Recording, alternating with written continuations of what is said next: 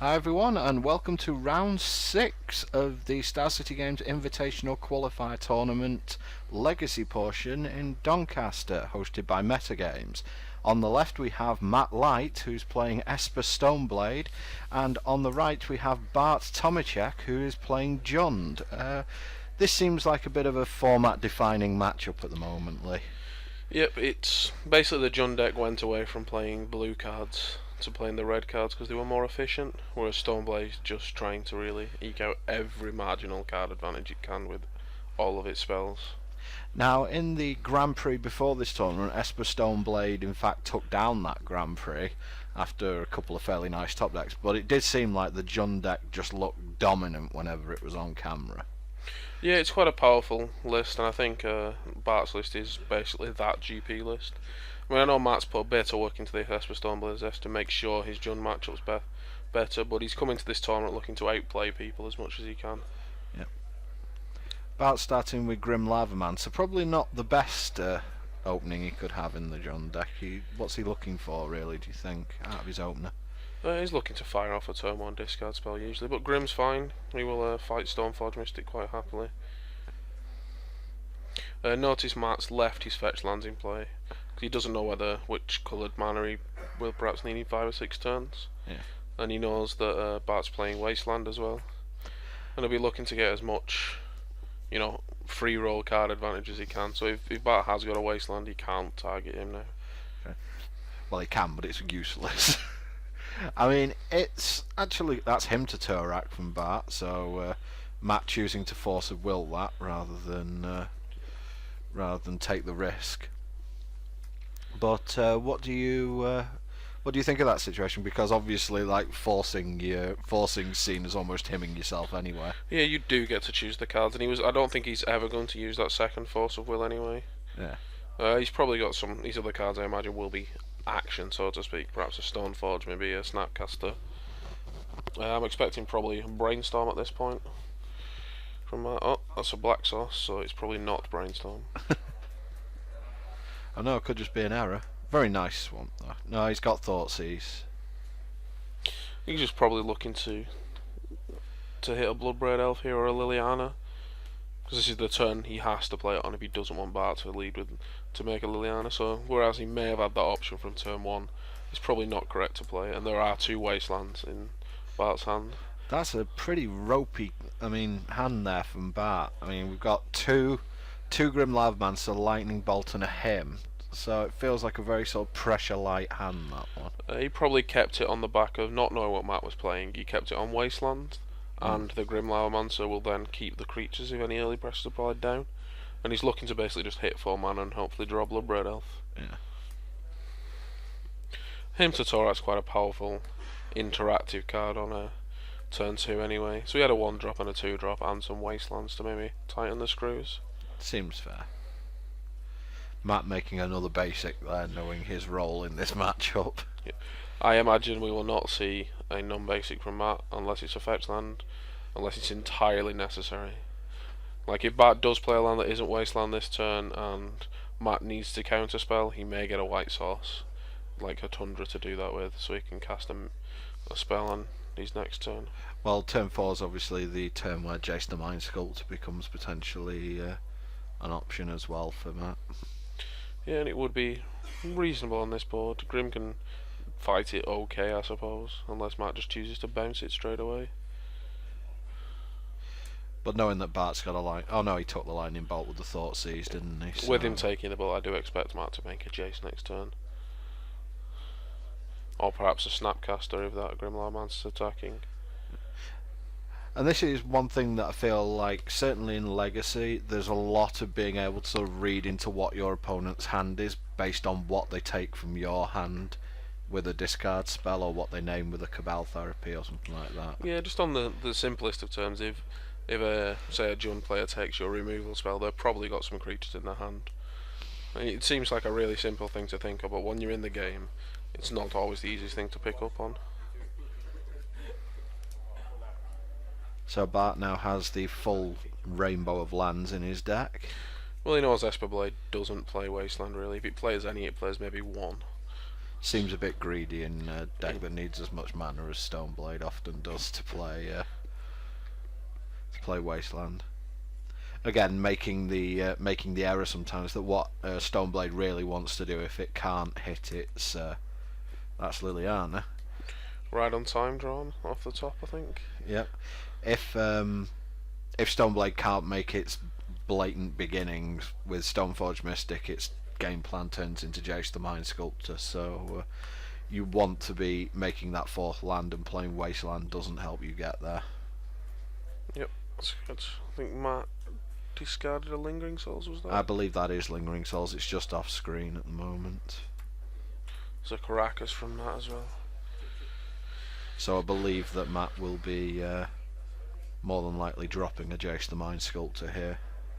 Yeah, I expect to see that if he's pitching right now. He probably makes a Jace and Brainstorms, and then it's looking quite harsh for Bart at the time to really start using that Liliana. It becomes unsymmetrical because Matt's drawing an extra card a turn. Yeah, Jace is generally going to beat Liliana in a fight, at least until the point Liliana gets up to 6, and then Bart can potentially put Matt to a bit of a decision. There is Jace, and Bart's got the awkward knowing that next turn Matt can flash back that Lingering Souls as well and protect it. Yep, and that is Brainstorm from Matt as well, so Lee's calling everything down the line at the moment. So this is why we bring you in on commentary, by the way. Not just because I'm a pretty face then. Nah. Basically the way forward for Bart here is if he draws, this is one of the strengths of Jund, if Bart does hit that Jace the Mind Sculptor with a Bloodbraid Elf off the top this turn, it's such a swing in the game. I would then put Bart as favourite to win. Yeah. But currently as the board stands, I'd say that Jace the Mind Sculptor's feeling better than all. Generally does. And Bart's got the interesting decision of whether he wants to Wasteland Matt this turn as well, which is quite a tricky one. Take him off double blue, so it seems like a... Yeah, but it also takes Bart off that 4 mana that's crucial for him. Yeah, exactly. Although he does have a second Wasteland in hand. He discarded that last turn to the Liliana. He assumed Matt would not present him with any more targets. Which I suppose is a fair assumption. Yeah, it seems fine. So Jace down to 2 counters there. And back up Grim. Anything else? He is going to choose to Wasteland. To make him with no cards, which makes sense, so he can use the Liliana. Yep. Oh no, he does have 1 card left. So let's see what that card is.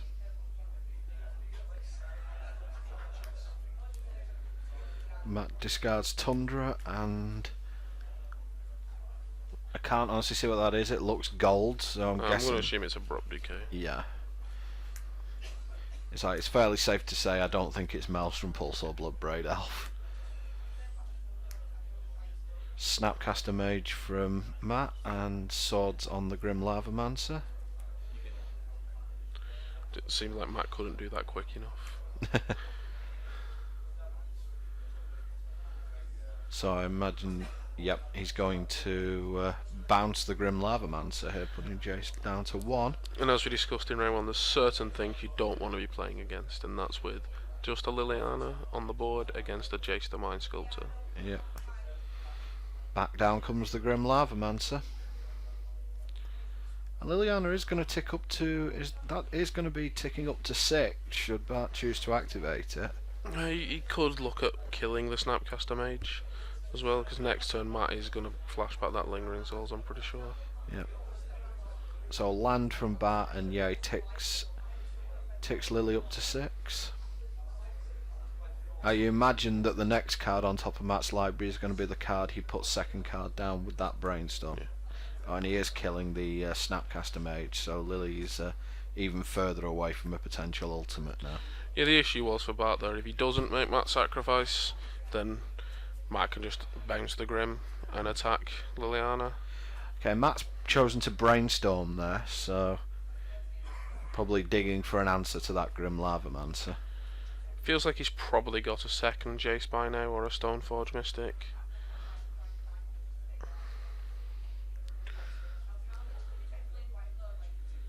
So with Liliana on Bart's side of the board, any creature's not that powerful for Matt. He did draw the swords. I think he was brainstorming. If he didn't draw that sword, the Lingering Souls was getting flashback. Yep. Chooses not to flash it back here. He's only got the one source of why I think the swords was better. Oh, nice. Maelstrom Pulse from Bart there. A GP Maelstrom Pulse as well. Indeed, yeah. Discard. Matt picks him up, and that's a fairly quick sacrifice of a land. Do you think we're going to be seeing another Jace the Mind Sculptor by any chance I think here? we might be. Brainstorm on a stick, feeling quite good. I know which player's blocker I'd rather have on my side of the board. In the creature matchups, Liliana can be superior to Jace.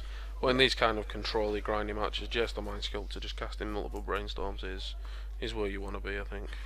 Yep. And yeah, that's another Jace the Mind Sculptor for Matt. And let's see what he chooses to do with it. Okay, he's... Because he's choosing to Fate Sale Bart at that point, because he knows what Bart needs. He needs a threat. Yep. And it's going on the bottom. I imagine that was a Tarmogoyf or maybe a Maelstrom Pulse. I can tell you what it won't be. It won't have been a second Liliana. No. Could have been a Bloodbraid Elf. Well, I think it would have gone on the bottom a bit faster if it was a Bloodbraid Elf. Depends. Matt's usually quite good at not giving away information. The quick fetch land crack was a bit... I mean, he's casting Jace come what may there, so there's no need to hide anything. And here's the danger for Bart now. Matt's just got a Jace on 5 counters and it's brainstorm mode now. So Bart's looking to Bloodbraid Elf into bolts to deal with Jace, and Matt's just going to brainstorm away until he has that commanding position with protection in hand for the Jace, and then he'll start +2ing. Yep. 2 mana Hymn to Turak from Bart, and Matt has a counterspell for that, I believe. Yep.